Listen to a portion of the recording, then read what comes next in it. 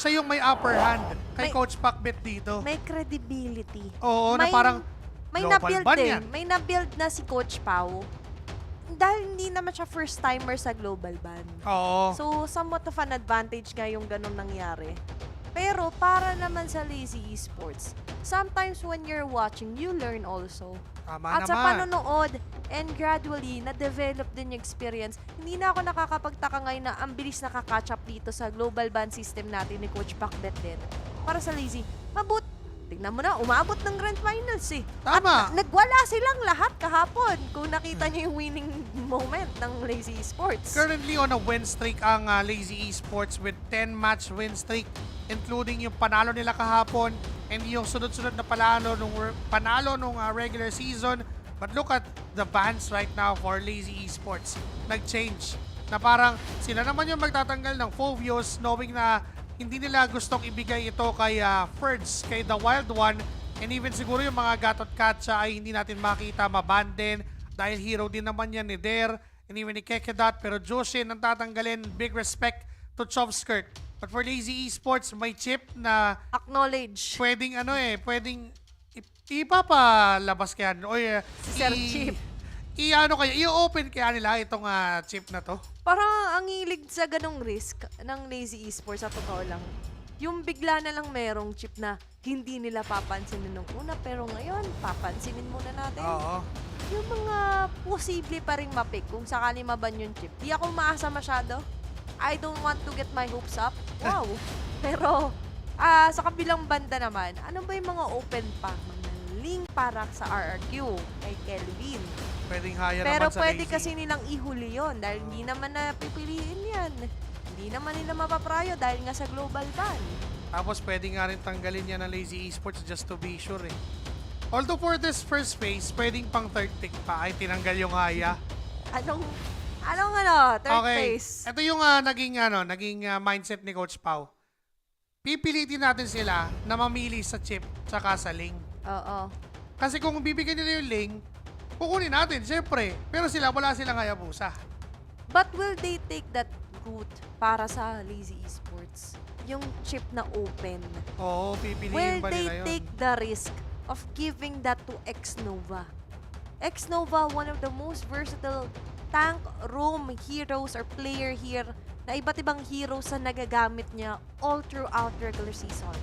Switching between roam na support, roam na tank talaga, o roam na talagang palaban na palaban katulad nga nung kanyang Johead kanina ng game number 1. And for me, ayan, Link kaya. katulad kay Coach Pacbet, ang answer ko dun is no.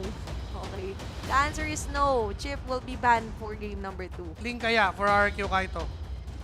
First pick link? Or sa second balik na itong first Oo, Di naman nga pala, sa sa third, second balik. tama, second balik kasi 2 picks sila mamaya. Yep. Oo. Pero ngayon sa RQ, they have the luxury of picking off the Matilda, Aurora mga ganon. Valentina. Ay.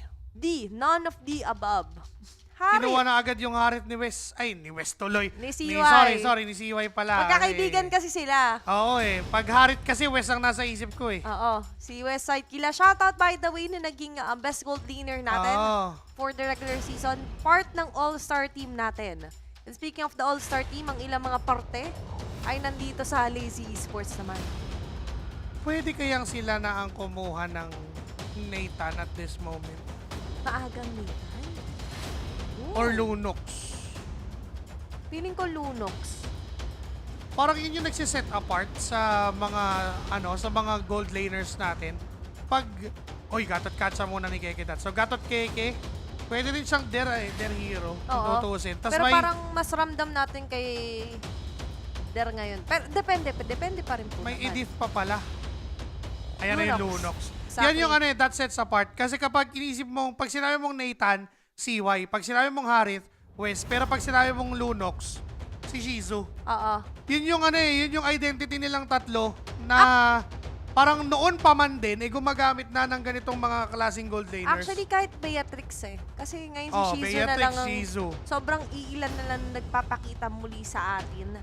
Pero yung Lunox this season talaga parang I'll give it to Shizu. Talaga. Oo. And ngayon para sa RQ Kaito, It's going to be their action. Ngayon yung pagkakataon na pumili ng mga likes of Fling or likes of Ruby pala, by the way, na open para sa RQ Kaito. Ruby ni X-Nova. Yung winning Ruby kahapon. Ang agang Valentina din. Kukuha din sila ng Valentina para kopyahin yung Gatot Kacha just to be sure din if magmamatilda dito ang Lazy Esports. Mhm. Pero sa Lazy Esports naman, by the way, ano pa ba yung mga kulang sa kanila? Para ngayon ay medyo naguguluhan pa sa kung ano nga ba yung mga pwede nilang i-prioritize. Ano nga ba yung mga pwede nilang tanggalin, kunin. Kasi sa ngayon, ang pwede nilang kunin na maaga, hero din ni James Panks. Or another strong side for Lazy. Okay. Suyu, once more. Ginamit to ni James Panks kahapon. Wait, titignan ko kung ano ang naging kanyang KDA kahapon. Kung ano naging resulta ng kanyang Suyu. Ayan, tinanggal ng Lazy yung Ling. Ito yung sinasabi natin kung di nila kukunin kasi sa first phase ng RQ Kaito. Kukunin to ng side na nga lang din ng RQ Kaito. Pero Ayun. lately, ito nga, it's going to be a 83% win rate in total of 6 games si CY sa kanyang Harit. 5 out of 6 ang kanyang Harit. Pero ito yung KDA nga ni James Panks kahapon. 10-3-1 sa kanyang Suyu. Pero natalo nga lang sila dun sa laban na yon.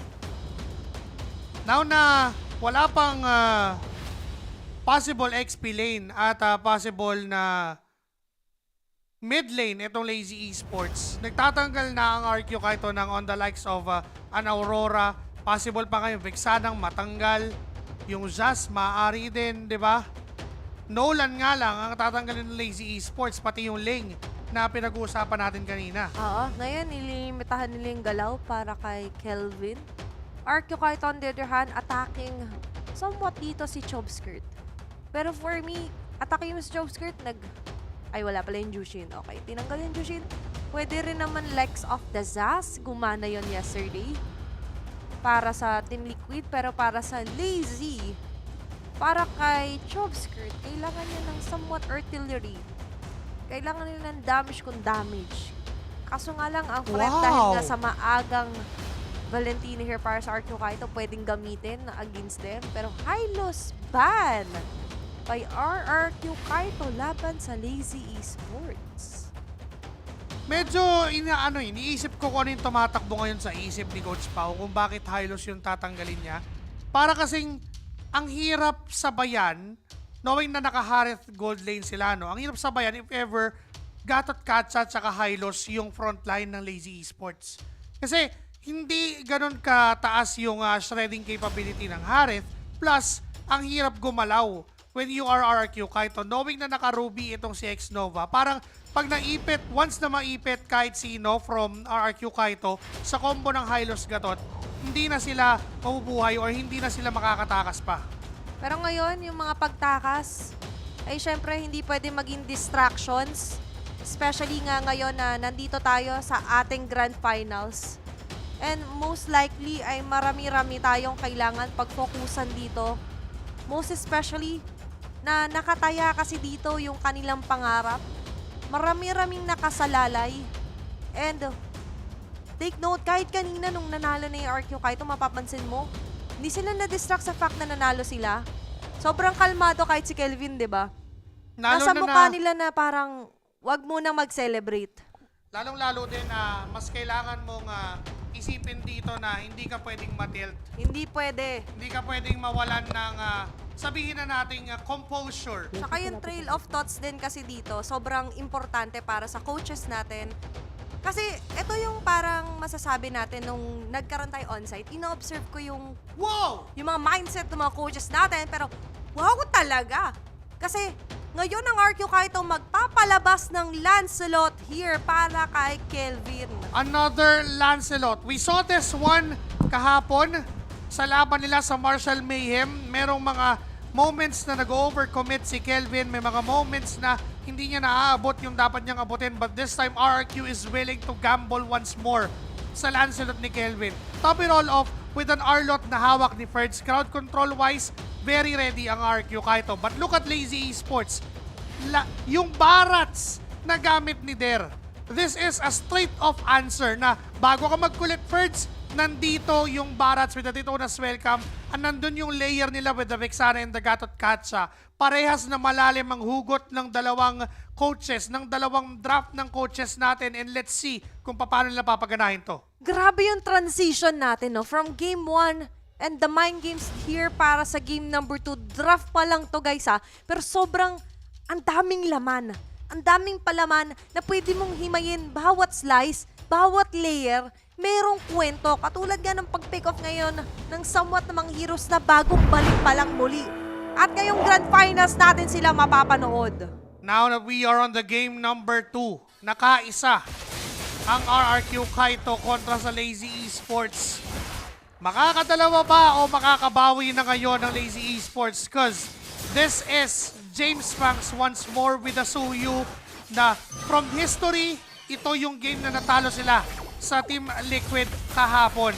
Mauulit ba ang resulta o mababago na ni James Fangs ang kanyang Suyu? Viva RRQ for RRQ Kaito at hashtag Lazy Esports naman for Lazy Esports. It's up to you guys na suportahan na ang kanyang mga kupunan. Ito na yung pagkakataon na bumoto kayo. Ayan, kasi kanina mayroon pang mga nagtatype. Pindutin nyo rin yung mga poll natin. Pero ito yung mga pwede nating observe, gayahin, tignan pag nag-RG kasama mga friends, family, loved ones man yan. Pero ngayon, it's going to be somewhat of an early na attempt for a pick-off. At magsasucceed doon si James Fangs with the first blood.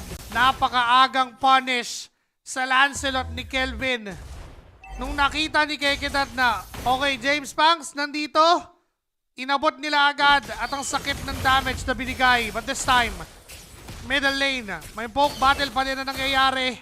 Pero nalulugi ang RQ Kaito doon. Kelvin once more, sumusubok na kumuha ng jungle camps pero nandun pa rin si Der para manggulo. Ngayon, makikita rin natin na ang Lazy, they're taking the high road ngayon na sila yung nagsaset ng tempo sa laban natin. Sila ngayon yung somewhat nakikita natin mas agresibo yung galaw. Pero ito naman ang sabi ni Team Joss Ortega. Game 1 pa lang intensa. Sunod ang panonood sa Viva RRQ. Okay? Sulit daw. Pero tingnan natin kung masusulit ba nga. Game 2 na. Ayan. Masusulit din to. Team Joss Ortega, nanonood ka pa ba? Kasi ngayon ay first turtle, nakuha agad ni James Fangs. At hindi nako-contest pa doon ang RQ Kaito. Pero si Mingwin, si Kapitan at si X-Nova, nakikipaglaban pa rin. Andito si Der, 4 to! At ngayon, merong ang Daytona's Welcome na magaganap. It's going to be another kill here para sa Lazy Esports. Sobrang iba ng early game ngayon. At nakikita natin yung persona nila that they hunt and they hunt to kill members of RQ Kaito. Nandun yung early dominance na pinapakita ng Lazy Esports. Kelvin is still struggling. Even yung EG Boy, hinahabol siya. Hindi siya pinagpapahinga. Si Kekedat laging nakatingin lang sa kanya. And si X-Nova sabi niya parang kanina ka pa. Tutulungan ko na si Kelvin. Mamaya, makikita muli natin ang kanilang mga walang final slash na kukonekta ngayon para sa RRQ Kaito. Pero para sa Lazy Esports, ngayon, parang hinto lang sila saglit para huminga. Tapos pag huminga nila, dive na ulit tayo. Parang ganun yung nagiging galaw nila ngayon sa mapa. Pero look at that! James Fangs, sobrang laya niya ngayong gumalaw sa ganitong klaseng setting against RQ Kaito. Skypiercer pa nga yung kanyang in-item. Kasi nakita niya na, parang ganing early game parang maaga ako nakakakuha ng kills. And ito yung perfect na item kapag gusto mo mag-snowball ng matindi yung Skypiercer. Kasi kapag napaaga mong napastock, sobrang taas ng benefit. But look at CY. Ay, grabe naman tong agresibong version ng Lazy Esports. Na nakita nga natin na pa-react, na pa-purify si CY. Makakatakas man, pero tignan mo si Cap. Ngayon siya ang may ipit. Mabibigyan pang muli. It's going to be 0-3 kill score as early as 3 minutes. Magpo 4 minutes pa lang tayo, Joshi Kicks. Nakapag-reset ng maayos ang Lazy Esports. After that 20 plus minutes of action na kung saan nanalo ang RQ Kaito, mukhang parang bagong Lazy Esports na nakikita natin. At ngayon, sa ibang version na nakikita natin, ibang version of events din ba ang pwedeng mangyari dito sa game number 2. Ngayon, makikita natin ang sagupaan, andyan na pagsilip, andyan na proc around, pero look at that, Kekedat and Kelvin doon sa pinakagilid. Pinilit niya mang palayuin pero makukuha pa rin ni Kelvin ang pagong sa pagkakataon na yon. Nakahanap pa rin ng way para makalapit at gawin ang Thorn Rose Threat combination. Kaya naman maaagaw ng RQ Kaito yung turtle. La mga Lazy Esports, yes, around 2,200. And napipigilan nila yung early snowball ni CY na unlike nung game number 1, maaga pa lang. So masama na nandiyan yung EG Boy. Grabe! Busog-lusog na naman ang mga binibigay dito ng mga skills ng Lazy Esports. And they're not stopping there. Ngayon may namumong tension dito sa may bandang baba. The next target, all eyes on CY. Tatama dito yung mga Deadly Grass and Curse Blast. Andyan na nilatag na Zaman Force. Magkakaroon ng counter kill nga ba? Order Brilliance activated. Makakatakas pa si Shizu sa pagkakataon na yon. At hindi pa rin magtatantan dito ang mga members ng Lazy Esports. They want blood. They smell blood. They go for the blood. Pero nandito na ang pagdating ni Kapitan Mengwe na makakatulong makapag-secure ng kill dito para kila CY. Habol yata ang RQ Kaito. X-Nova naghahanap ng dugo. Kelvin, ginugulo pa rin ni Kekedat. Pero si X-Nova, tuloy pa rin sa paghabol. Nag-change na ng target. Si Kekedat na lang yata ang atakin. Andyan na nga lang din ang I'm offended play. Don't run Wolf King. Lahat ginamit. Pero may kakunatan pa rin talaga dito si Kekedat. Pero yung Torre hindi makunat. Kaya sisimula na agad yan i-take down ni CY. James Banks ang next target dito para kila Mingwin. Andyan na pag-atake. Pero makakaligtas pa rin naman dashing through the land. And Lazy Esports ngayon, ngayon ang hinahunt down ng RQ Kaito. Unti-unting bumababa ang kalamangan ng Lazy, nakakabawi ang kaharian ng RQ Kaito. Kasama na rin naman si Ferds. And ang ganda nung depensang ginawa nila, yung galaw ni CY kanina na nag-Zaman Force doon sa loob mismo ng Torre at hindi siya nahawakan at hindi naabot ng mga members dito ng side ng Lazy Esports. Pero si James Pangs ay malaya pa din. Malaya pa rin naman siyang nakakapagwasiwas. Ayan na naman si Yo na na-activate para dito sa Lazy Esports. Si Yo! Nagbabalik! Di ba? Pero ngayon, para sa RQ Kaito. Sa kanya ang target, sa kanya ang eyes. Unti-unti naman nilang kahit paano na balance kasi kanina more on Lazy Esports lang ay nangunguna. Ngayon nangunguna nga lang din sila sa mga team fights. Kelvin! Apir disappear. Kumonekta na naman dito ang mga suntok, ang wasiwas. At si CY at Kelvin ang mabibiktima. Ilalabas na naman yata si Amidamaru. Ayan na! Okay na. Slicing na naman. Okay, slicing and dicing here para sa Lazy Esports. At mapayapa na naman dito ang buhay ni Man with the Million Moves as he secures the last turtle para dito sa round number 2. 5-0-0. Si James Pangs, wala pang nakakahawak kay Yo. Wala pa. Si Yo talaga, iba yung galawan. May kasama kasi siya lagi. May kakampi siya lagi. Pero ngayon, para sa RQ Kaito. Ano ba yung next move? Ang pwede nilang gawin, piliin nila yung fights knowing na si CY ay hindi pa fully online. Dahil Harith yan at somehow ay napigilan yung pag-scale niya because of the lunok sa hawak ni Jizu, hindi pwedeng basta-basta gumanyan si X-Nova eh. Kailangan masyadong maingat, but now... Pero ayan na nga, pagpasok ng Avatar of the Guardian, may kukonekta! Si Nova ang mabubura at ngayon sa kaninang pagmarcha ay hindi sila titigil doon. Nandito na nga lang din ang turret. Binabasag. Unti-unti na nga lang din sila umepekto dito kay Ferds na ngayon na may angking kakunatan. Si CY, nag-try naman pumitik doon ng konti kaso nga lang sila ang papapitikin pabalik dito ng Lazy Esports. At di sila magtatantan. May sasalubong na James Banks. Tatama doon yung mga arrow shots. Pero sa ngayon, disiplina muna para sa Lazy Esports. Konting hinga at aatras muna. Maghahanap ng better timing and kung titignan mo din naman yung mga items na meron, Shizu is now going for that Holy Crystal. Recipe na lang ang kulang. Kumpleto na yung ingredients eh. Okay. Bibilin na lang yung recipe. Bibilin nyo na lang. Nakalista na, kumbaga. Nakaabang na eh. Pero ngayon, paano ba nila lulutuin? Ano ngayon yung next method? Ano yung procedure, kumbaga, para sa recipe na to?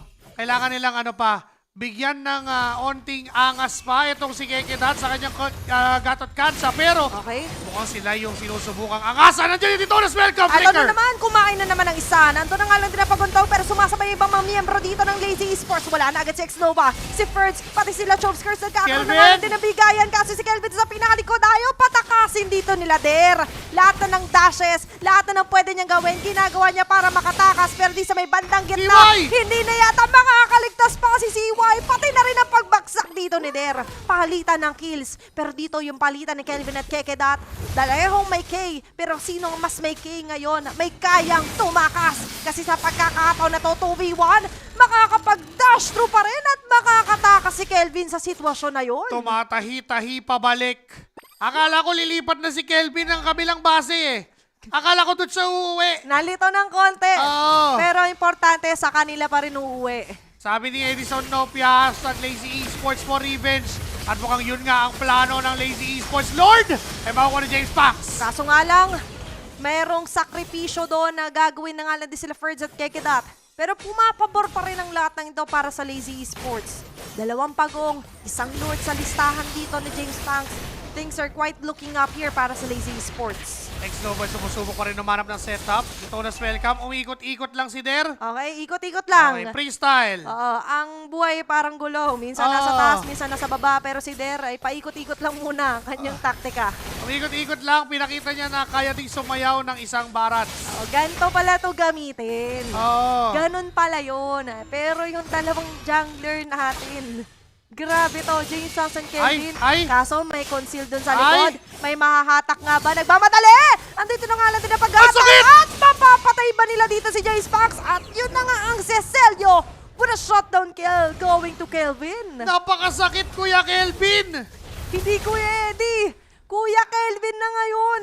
At ngayon, sa pag-take down man nila kay James Panks, ay tila ba unting-unting nagka-crumble down yung ibang mga linya pa rin ng RQ Kaito. Teka lang, nandito na welcome. Okay, Makakatakas may salubong. kaya dito si Kelvin? No sir, sabi ni Chomskirt. 4 dapat. 4 ang rumesponde at mapapatay na nga lang din doon si Kelvin. Makakadepensa man sa ngayon ang RQ Kaito. Pero para sa Lazy Esports ngayon, ay they taking things slowly but surely na nga lang din. 1 step at a time, 1 pick off at a time, 1 turret at a time. Now na unti-unti namang pumapabor sa Lazy Esports sa mga pangyayari, RRQ Kaito is still struggling to find that formula para makadepensa ng maayos at mabaliktad ng laban. Ini-invade na ng Lazy Esports lahat ng jungle, lahat ng pwede nilang kunin sa side ng RRQ Kaito. At si CY, kahit pa paano naman ay may damage na, pero kailangan pa din niya ng kalayaan na gumalaw at hindi binibigay yun ng Lazy Esports. Yung freedom na yon ay hindi pa rin talaga sabihin natin nahahawakan. Katulad nga sa mga hindi talaga binibigay sa kanilang Lazy Esports. Habang ang Lazy Esports, in the contrary, sila yung may kalayaan na gumawa ng ganito.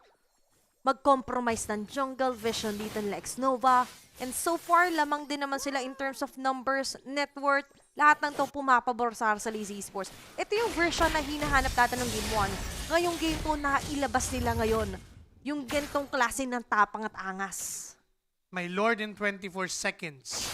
Hindi pinapapwesto ng Lazy Esports ang RRQ Kaito doon malapit sa Lord area, pero si Xnova at si Kapitan Mingwin gumagawa ng plano at nag-aabang lang ng pwedeng maligaw mula sa side ng Lazy Esports. Unti-unting umaangat at nakakakuha ng push si Xnova. Pero ngayon, unti-unti naman ulit, tatahimik lang ng slide ang ating mapa. May mga nagmamasid na mga mata sa iba't ibang sulok dito sa Lord.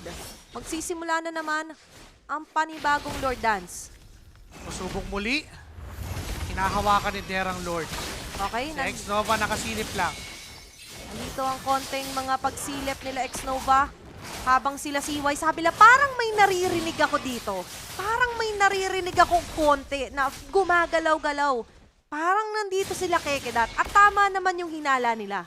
Kaso nga lang, kahit alam mong may tao dyan, wala ka pa rin masyado magagawa. Pero ito Kekedat? pala yung gagawin nila Xnova.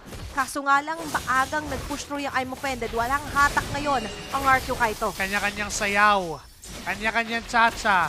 Si Kelvin napapagamit pa ng ulti para lang mag-check bush para kung sakaling may tao, maunahan niya. Okay. Yung Lord nalilito. Nalilito sila. Ano ba dapat ang unahin natin? Ano ba dapat yung dapat nating targetin? Kasi sa ngayon yung Lord, Teka lang ha, low almost na. 1 bar left na nga lang din. Hinuhold to ng RQ Kaito. Sila 12K. naman ang bumalik doon sa pwesto nila there. 10K. May nag-aabang pa rin dito na Mashizu. 30. Kaso si Wow! Kaito na makakakuha ng Lord dito para sa Lazy Esports. Nagbabagsakan na naman dito kahit wala ang parok ni Edgar. At mga susunod pa nga yata sa hukay dito sila Mingwin. Hinampas! Winasiwas ang barel! Nandiyan ang mga espada! Lahat James ng pwedeng Fox! ibigay, binigay na nga lang din. James Triple! with a triple kill! Lazy Esports ngayon ang nasa taas. Sila ngayon na may pagkakaton para kumatok. May Lord pang mamarcha doon sa may bandang baba. Pero dalawa ang matitira para dumepensa. X-Nova and Kelvin alone to defend. Okay. 5 pa ang Lazy Esports. Andito sila. Sabi nila wag na kayong umuwi. Kahit i-clear, kahit i-delay niyo yung mga minion. Wala minions! May Lord pa rin kami kasama. Patay si Kelvin! Nako, kanina dalawa. Isa na lang ngayon ang matitira para dumepensa. Mabubuhay na rin naman sila Siway. Pero tila pa nagmamadali dito ang mga miyembro ng Lazy Tower Esports. lock! Wala ng alam dito sila kaya kadat at ang Lazy Esports ang pagsesecure ng game number 2. 1-1 ang ating score. Lazy Esports and RRQ Kaito, this is indeed the grand finals we are looking for. Grabe. Ito yung sinasabi natin kanina na dapat hindi mo ma-miss out ang kahit anong game dito. And James Banks is still on par as they take their revenge into taking game number 2. Parang sabi kasi natin kanina, yung noona nating nakita yung suyo ni James Panks, natalo sila.